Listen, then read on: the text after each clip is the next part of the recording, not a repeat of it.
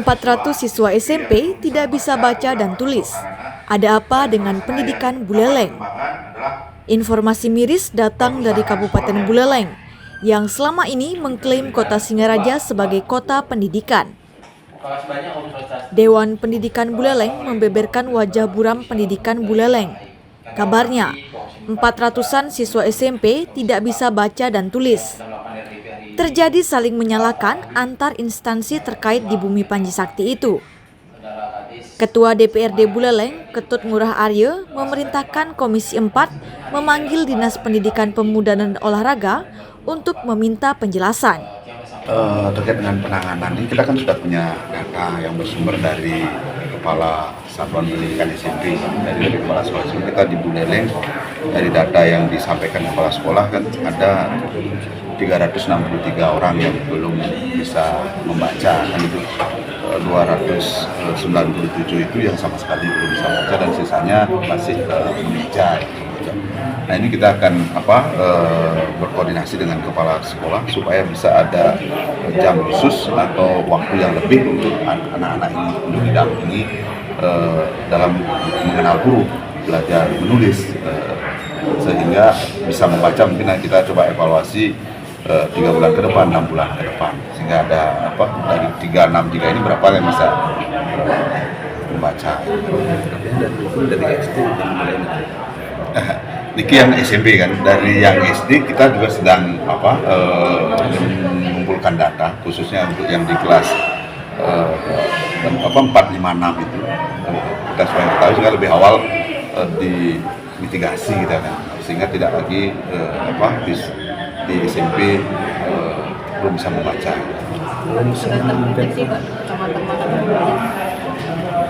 Kalau SMP mulai data kan kita kumpulnya per sekolah. Yang banyak itu ada di SMP 1 Seringit. Ada kurang lebih 21 siswa yang belum bisa membaca. Itu kita akan berkomunikasi dengan Pak Kepala Sekolah bagaimana cara untuk memberikan pendampingan. Ini kan harus dilatih, diajari lebih intensif, lebih intens untuk belajar membaca dan menulis. Artinya kan mereka tetap sekolah tapi belum bisa baca. Ini tetap sekolah. Bukan putus sekolah. Ada di sekolah, ada tapi belum bisa membaca. Nah, ini karena penerapan kurikulum merdeka ada diferensiasi, ada perbedaan itu, artinya ada fase-fasenya, ada fase pembelajaran. Pak, kalau kondisi ini memungkinkan untuk anak-anak kelas dengan menggunakan alat pulsa? Kalau dengan pihak ketiga itu memungkinkan untuk memberikan menggunakan biaya kos. Tapi kalau di guru kan itu sudah tugas guru kan sudah tidak bisa menggunakan alat pos, itu kan sudah tugasnya guru. Nah, ini kita coba dorong dulu dengan guru, coba kita berkoordinasi. Kalau masih guru ada waktu itu ya kita optimalkan guru. Tapi kalau guru sudah penuh waktunya, kekurangan waktu, ya kita coba mencari jalan keluar dengan pihak ketiga mungkin untuk bisa memberikan pendampingan. Pihak ketiga itu maksudnya seperti relawan saat COVID.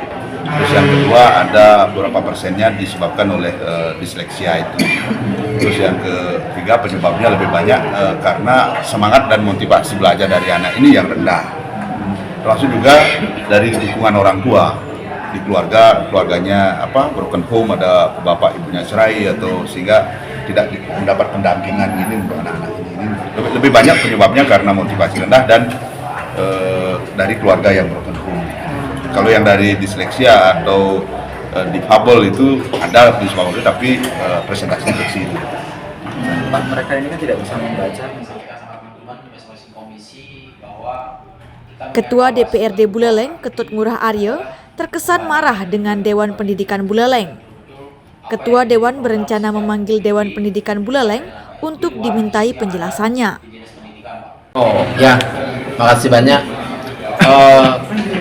Kita sebenarnya kemarin sudah memberikan statement sedikit tentang bagaimana permasalahan di pendidikan di Buleleng. Pendidikan Buleleng baik, kalau kita jujur baik gitu. Tetapi ketika dikatakan bahwa ada anak-anak tidak bisa membaca, memang benar tidak bisa membaca. Tapi ada beberapa permasalahan kenapa anak-anak dari kelas 1 sampai kelas 6 dan malah di SMP tidak bisa baca. Ini adalah beberapa faktor. Satu, memang kita akui bersama kita baru wacanakan bahwa sekolah luar biasa untuk anak-anak disabilitas termasuk juga yang punya kekhususan ini belum ada di setiap kecamatan, sehingga terbentur dengan kemiskinan dia tidak bisa menyekolahkan di sekolah. Inilah mungkin dititipkan di sekolah negeri atau swasta, sehingga guru-guru pun karena tidak lihai atau piawai dan bukan disiplin ilmunya tidak bisa mengajari anak-anak itu, sehingga tidak bisa membaca sampai hari ini. Dan memang bapak-bapak wartawan harus kita sampaikan juga, ini harus kita kampanyekan, masalah kemiskinan juga salah satu hal yang memang memberikan dampak anak-anak tidak kurang untuk bangsa belajar. Satu sisi membantu orang tuanya, fasilitas kurang dan sebagainya, dia lebih konsentrasi terbelenggu dengan kemiskinannya untuk membaca dan sebagainya. Dan ada fenomena bahwa guru ketika mendidik anak, apalagi lebih 10 orang aja, ketika anak itu dengan pola mungkin 10 pola yang dia terapkan tidak berhasil, pasti dilepas. Apalagi ditekan oleh kurikulum yang harus meluluskan anak-anak, tidak lagi ada yang tidak naik. Ini juga kendala, sehingga dilepas saja tanpa pernah berpikir tentang bahwa akibatnya seperti ini. Maka kami sampaikan dengan guru-guru di setiap saat ketemu, dana bos kita harus semprit untuk kepentingan les kekhususan, jangan dipaksakan dengan standar kurikulum. Kenapa? Baca, tulis, dan hitung itulah hal yang sangat penting. Ketika anak-anak tidak mampu menyerap pelajaran-pelajaran yang lain, kenapa harus kita paksakan dengan target itu, padahal kan mengganggu proses belajar membaca, menghitung, dan menulis. Maka ketika anak-anak ada seperti itu dengan pendekatan gurunya, kalau tidak bisa kita lakukan seperti itu, biarkan saja anak-anak ini, cukup kita berikan pelajaran membaca, menulis, dan menghitung. Ketika dia sudah bisa membaca, dia akan tahu, kan menemukan dunianya sendiri. Dia akan menemukan bahwa ketika dia keingintahuan yang lebih, dia akan bisa dengan modal membaca saja, dia akan selesai. Itu yang kita harapkan. Maka Dewan Pendidikan sebenarnya harus duduk bersama. Ketika kita bicara Buleleng, kita bisa sendiri-sendiri ngomong tentang hal menyudutkan potret pendidikan di Buleleng. Dan kita akan sampaikan, kita sudah sampaikan dengan Dinas Pendidikan, tolong dipetakan permasalahan ini. Ketika statement Dewan Pendidikan beda dengan apa yang disuguhkan oleh Dinas Pendidikan, ini akan menjadi sebuah tanggung jawab Dewan Pendidikan untuk menyampaikan kepada masyarakat umum. Apalagi sudah sampai ke komisi yang membidangi pendidikan di pusat. Ini sebenarnya kemunduran bagi Buleleng. Di saat kita melangkah mau ada lompatan yang maju, tetapi ada seorang Dewan Pendidikan berbicara tentang ini yang kurang elok sebenarnya dalam pemerintahan yang baru Bapak Nyoman Sukire. Maka kami juga titip pesan pada seluruh masyarakat Buleleng dengan jargon paten. Mudah-mudahan paten kita tidak diartikan satu-satu katanya, tetapi lebih penting bahwa paten itu cager apapun di pendidikan berpaten mulai. Di kesehatan harus paten kita.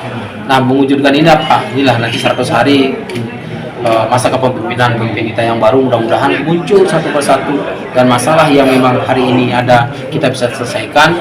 Ketika tidak bisa selesaikan harus dengan waktu yang menengah dan panjang, ini harus kita munculkan pada masyarakat, bagian dari sebuah keinginan kita untuk Buleleng agar maju lebih baik di pendidikan, di kesehatan, termasuk juga kesejahteraannya. Dan tidak lepas lagi pendidikan bagian dari sebuah kaitan akan menjadi kontradiktif dengan kemiskinan, maka harus selesaikan kemiskinan dengan baik, pendidikan pasti akan berhasil. Pak Ketua, ini kan udah lama tapi baru dimunculkan saat ini. Apakah ada unsur politik untuk menjatuhkan bupati yang baru? Seperti itu, karena yang bicara hari ini adalah Dewan Pendidikan.